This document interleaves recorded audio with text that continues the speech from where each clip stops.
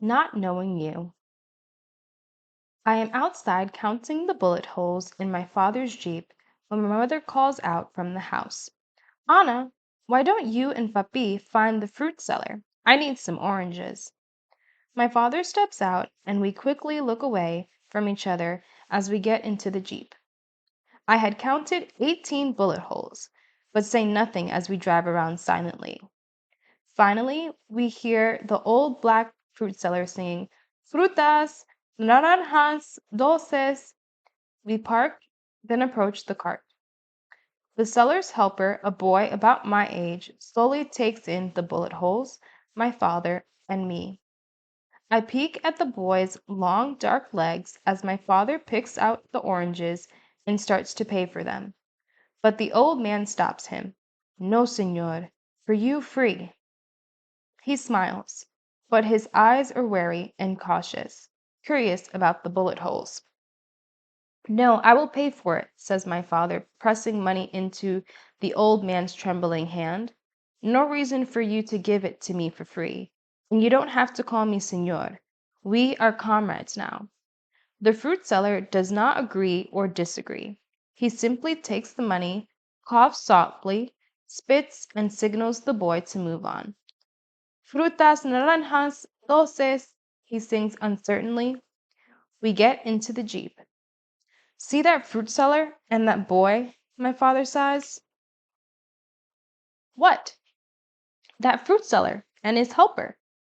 Of course. Did my father think I was blind? What do you see? I don't know what he's talking about, but I look. All I see is an old man with knotted white hair sticking out from under an old straw hat and his helper. There are lots of fruit sellers like that in Havana. But my father insists, look at them. Anna, open your eyes. I look at them again. What? It's just the fruit seller, I say. Look harder. What do you see?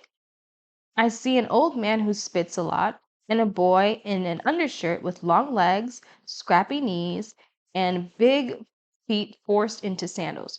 But who is he? My father presses. I don't know. The old man's grandson? I feel like I'm taking a test. Yes, probably. But don't you think he is someone who deserves proper shoes and clothes? My father goes on. Think about his life. That boy is about your age. Do you think he goes to school? I don't know, I say. I had never thought of boys like that going to school.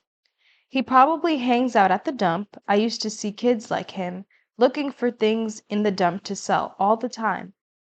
And I bet that old man, yes, probably is his abuelo, has never seen a doctor. Did you notice that cough? I noticed his spitting too. Ugh, but say nothing. This revolution was fought to end a dictatorship that made us unequal. His voice lifts with excitement. Then he says, what do you think, Anna? About what? Everything, he says, smiling. I think I see a path opening between us, but I'm not sure what to say, so I grab at anything. I'm sorry I bit you. He laughed. It's all right. My ear still works, see? And then he wiggles it. Portrait. The portraits I've drawn are scattered all over. These are my friends, Carmen and Norma, I say, treading softly. What are they like? He asked. Well, Carmen is skinny and wears her black hair in curls around her head, and never wants to do what her mother wants her to do. So she's a rebel, he says, grinning. I guess so. I had never thought of her like that. But yes. And this is Norma. Is she sad? No. She just looks that way because her eyes and shoulders droop. He laughs before going on. So you have a rebel friend and a droopy friend, and you are the artistic friend. You are a great artista. Suddenly, I can't show him my drawings fast enough. That's my mother, he says, massaging his arm. Yes, I say, giggling. And that's Chispa. Yes. She doesn't like me. No. Then he says, "Why don't you draw me?" "I'll sit perfectly still," he offers. "Draw my portfolio." Then he turns to the other way. "No, this way, so you can draw the ear I almost lost." My face reddens. "You did the right thing," he adds. "You were brave." "Like you were brave fighting in the Sierra Maestra?"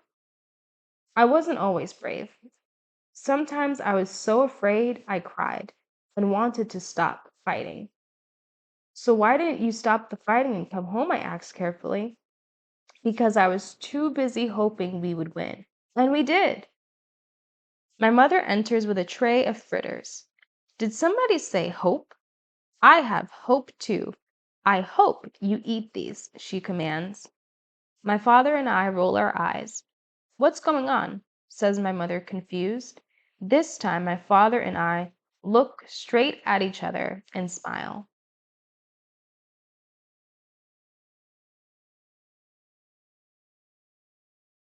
Photograph. 18, says Carmen, tapping around the bullet hole with her pink nail. I count 18 bullet holes. "No wonder bullets kill people," says Norma. "Look what they did to this Jeep." My father joins us. "That's right. And they wanted to shoot my father 18 times," I say quickly. "That proves he was a really special rebel." Now, Poppy scolds warmly. "Revolution is not a game." "I know, but still." My mother comes down the steps wearing a dress with orange flowers and red flowers. They look so real, I think they might attract butterflies. On the way to our picnic, we pass rebel soldiers coming from the opposite direction. My father reaches under his seat and pulls out a carton of cigarettes. "Lydia, toss them to the soldiers," he says. "Can I do it? They look so cute," says Norma wistfully, fingering the heart-shaped pendant on her necklace, as if she wants the soldiers to see it. "I'll do it," says Mummy, as she tosses the individual packs to the soldiers. Her gorgeous dress flaps like flowers in the breeze, making soldiers cheer and roar and wave. Papi looked just like them when he got home, only much dirtier and much more disgusting. He smelled too. My mother and father laugh from the front seat. Papi wiggles his ear, making Norma giggle. At the picnic, Mami gives my father the biggest serving of food, saying, "I have to fatten you up." "Lydia, I met people skinnier than me when I was fighting in the mountains," he grins. "I met farmers, guajiros, who were so skinny they had to tighten their belts every morning, who were so poor they lived without electricity or running water, whose hands were so ruined by work they could hardly make a fist." Wait, what? They couldn't make a fist, I say?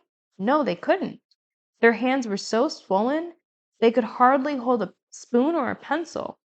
I grabbed my pencil, imagining what it would be like if I couldn't hold it straight. My father goes on, "Those people can't read or write, but were so proud they swept their dirt floors every day." "Dirt floors? They had dirt floors?" said Carmen, amazed.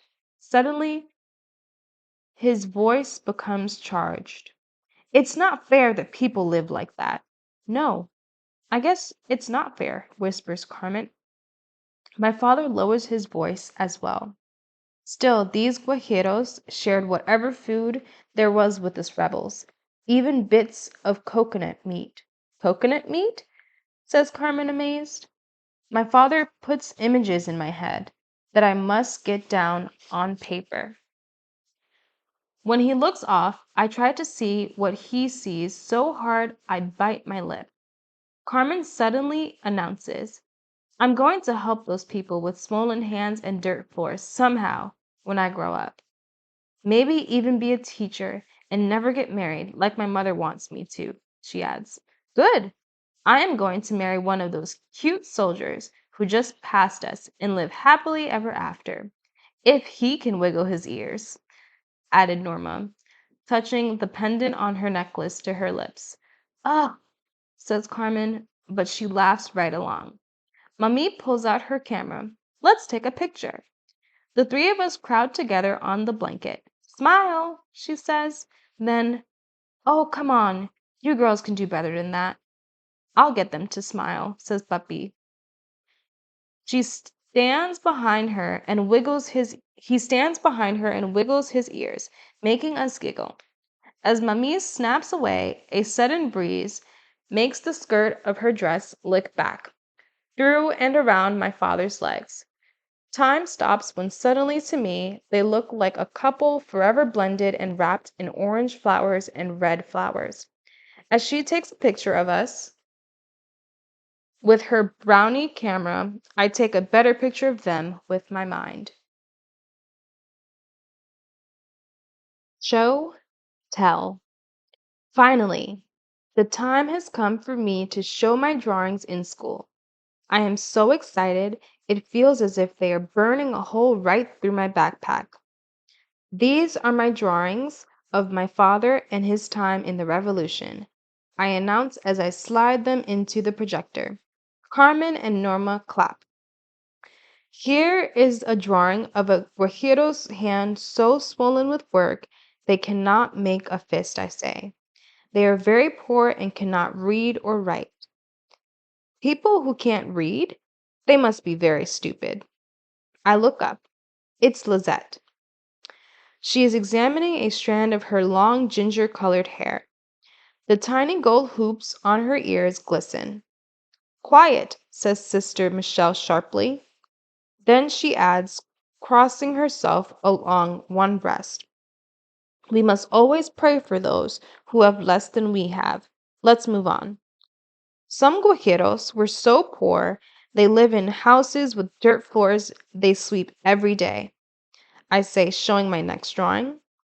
How do they know when a dirt floor is clean? It's Lisette again.